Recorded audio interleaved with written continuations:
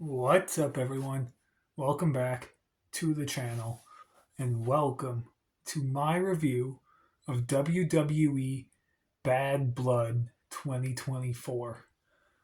Filming this Sunday, late morning. I gotta try and film this quick because football is on soon and I wanna go watch football.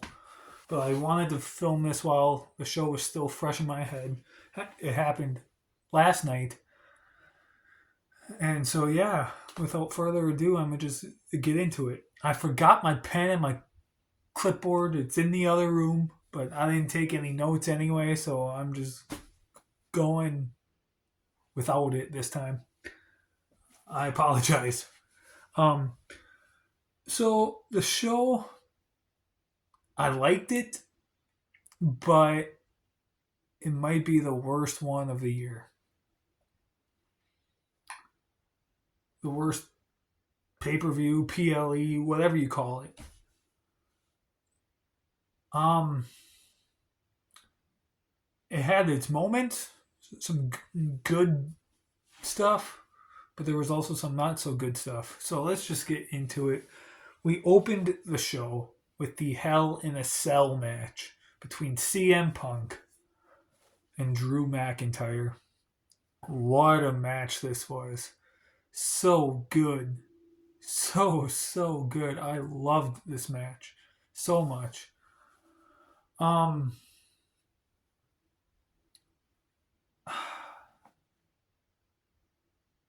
Going in, I was with everyone else saying that this should be the main event. Coming out of the show this next day, after it happened, I still think it should have main evented. The match was great. Best match on the whole card. Could be best match of the whole year. Like, and not just in WWE, I'm saying in all of pro wrestling, best match of the year. It's definitely a contender for sure. Yeah, a lot went on. I remember just after the match, I texted 24/7 and I said, WWE is changing when both men have a face full of blood and the screen doesn't go black and white. Because at one point it did, even if it was just the slightest stream of blood, just a real small thing, the screen would still go black and white, and they didn't. So WWE is changing. Um, and then I remember also texting at 24/7 saying the bracelet beads were cool, but should have been thumbtacks. Imagine if there were thumbtacks in that match. Like, there's not much they could have done to make that match better. Like, that was a great match to begin with. But I think a thumbtack bump would have made that better. My dad watched this match with me. He's not the biggest wrestling fan, but every now and then he'll tune in and watch a match or two here and there. He watched this one with me, and even he thought it was cool to see all the cool stuff that they did. The superplex off the rope through a table to the outside. That was awesome. The toolbox, the the bracelet beads, whole lot of fun, awesome stuff. This was great. And not only was it main event worthy, this could have main evented WrestleMania. That's how good this match was. Such an awesome match. This feud between them is now over. What's next for them? I don't know. I heard there's possible plans of doing CM Punk versus Gunther at Survivor Series, which I'd be okay with if that's what they go with. As far as Drew McIntyre, I don't know what's next for him. Maybe throw him like in the IC title picture, feud with Jey Uso. I don't know.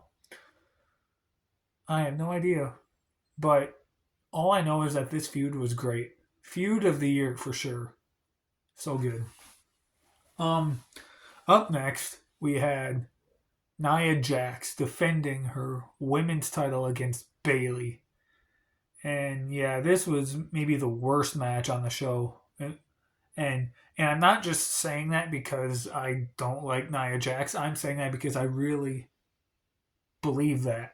Like if Nia Jax had a good match, I would be the first to tell you, "Oh, hey, Nia Jax had a good match." But this one, the match wasn't horrible. I don't think any of these matches on this card were outright horrible matches. But this one was by far the worst. Oh, by the way, star ratings. The Hell in a Cell match, 5 stars. Maybe 5.5. I don't usually go over 5 stars, but if I did, this would be one of them. So I'm going 5. Could be 5.5. Anyway, Nia Jax and Bayley.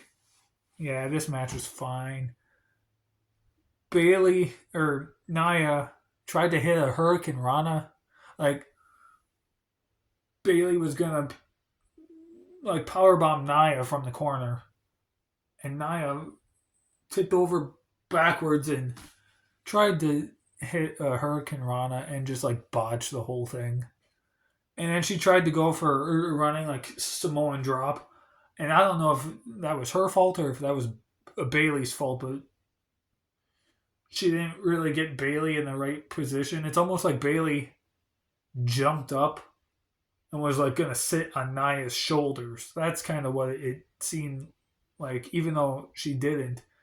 That's kind of the position Bayley was in, and it was just a botched Samoan drop, and then Bayley came in and hit a Samoan drop on Nia.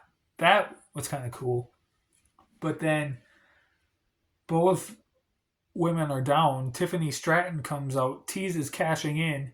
Nia sits up like the Undertaker and just stares at Tiffany Stratton. And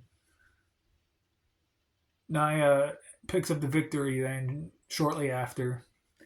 I'll go 2 stars. It's not horrible, but I didn't care. After that, though, we had Damian Priest versus Finn Balor. This match was decent. Still not great, but it was decent. It wasn't as good as I was hoping it would be. But again, not horrible. Not the worst match on the show.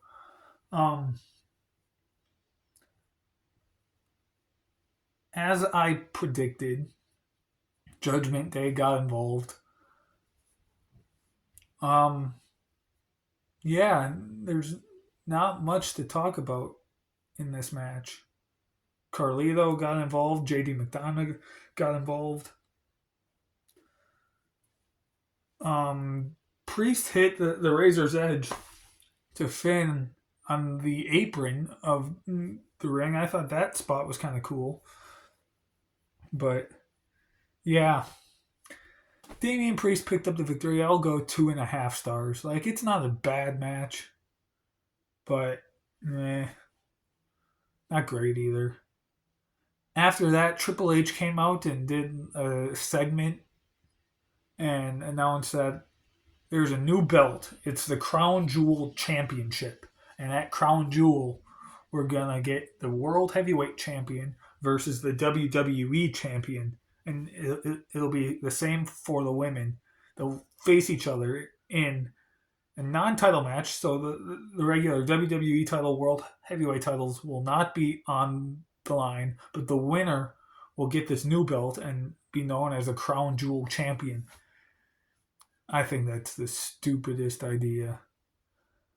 Don't get me wrong, if Gunther and Cody Rhodes are champions at Crown Jewel, which they probably will be, I think that'll be a phenomenal match. Cody Rhodes and Gunther on paper sounds amazing. But what's the point of doing it when there's nothing involved? One title that's going to be on the line once a year. What's the point in that? Kind of stupid in my opinion. Goldberg was there. They kind of teased something between Goldberg and Gunther. Moving on though. Rhea Ripley Liv Morgan, women's world title. Dominic Mysterio hung up in a shark cage. This match was fun. I I enjoyed this. They were brawling, going at it. Rhea was doing pretty well over Liv, and for a minute you thought she was going to win. Dominic then somehow gets the door to the shark cage open. He he kicks it open and just staring there, and then Rhea and Liv go fighting down underneath the shark cage, and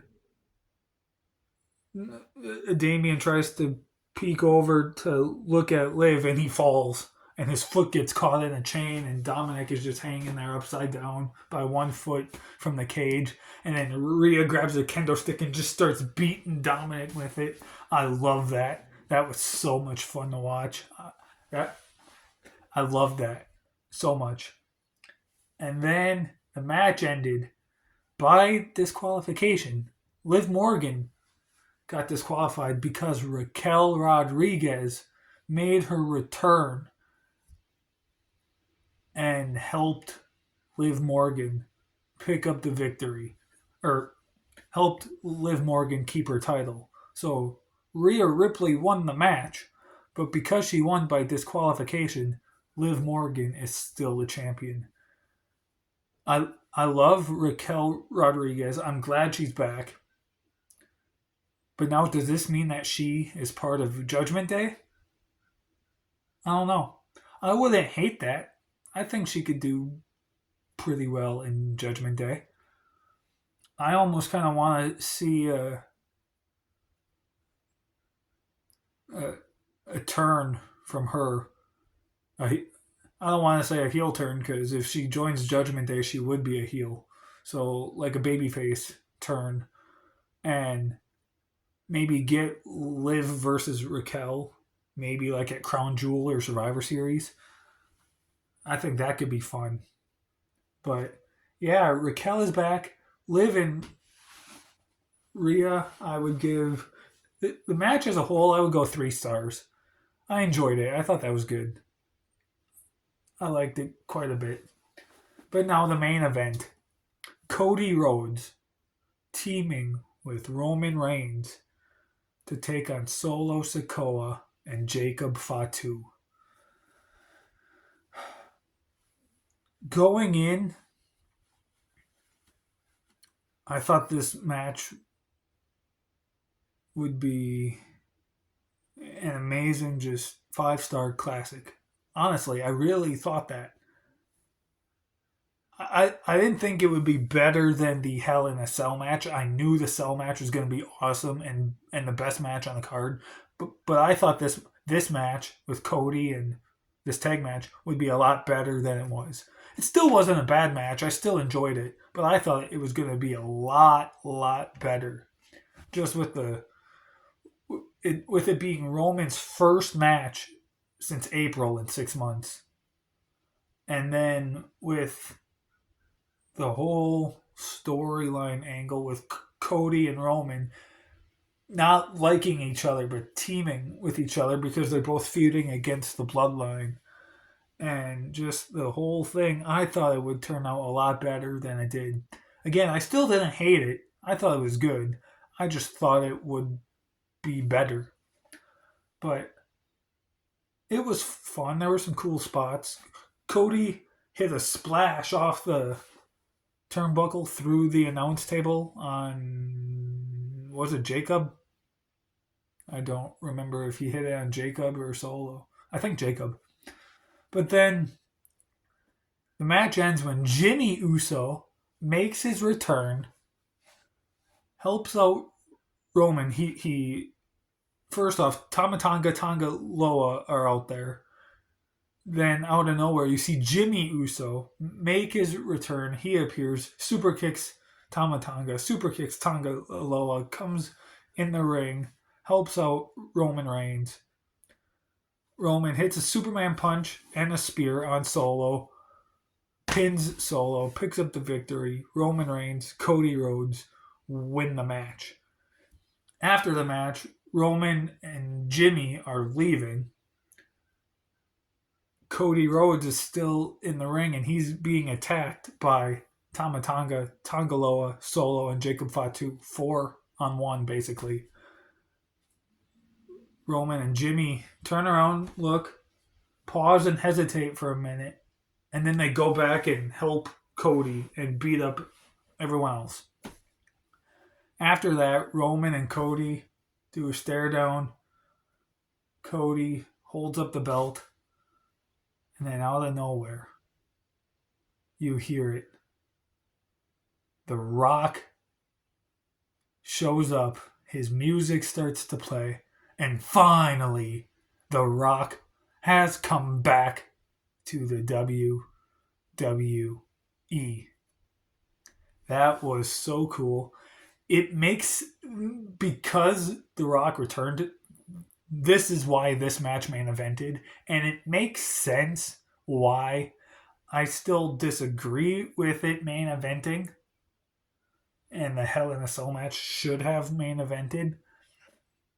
But it makes sense now with The Rock, because if The Rock was going to show up after this match, you want a big thing like that to be at the end of the show. You don't want that in the middle of a card. So it made sense why this main evented. I still disagree with that choice, but it made sense. But yeah, so now I'm curious because 24/7 texted me like, okay, what does The Rock do if he shows up, which he did? And I'm like, well, maybe he joins the Bloodline because Final Boss is a heel. But Cody and Roman are both babyfaces now. I mean, well, Cody's always been a babyface, but Roman is a babyface now. So he can't team with Roman because Roman's a babyface. And I don't see Roman turning heel again just to team with The Rock. And the Final Boss character, I don't think would do well as a babyface. So I think he's going to join the Bloodline, join Solo's Bloodline, and that will lead to then future matches between Cody Rhodes and Roman Reigns. That's just my prediction. That's where I'm going with it. I could be wrong, but that's what I think could happen. Overall, this match, I'm going to go 4 stars. I thought it was good. It's not as good as I was hoping or thought it would be, but it was still good. I enjoyed it. But, guys, that was it. That was my review of Bad Blood 2024. Again, not the best pay-per-view as a whole, but it's not like the worst pay-per-view ever. It might be the worst pay-per-view of the year, but not the worst ever. It had its good moments, good matches. I liked a good chunk of the pay-per-view. All right? Thank you so much for watching. Next week, we're back with the classic old school reviews. There's no theme now for these next couple weeks leading up to Crown Jewel.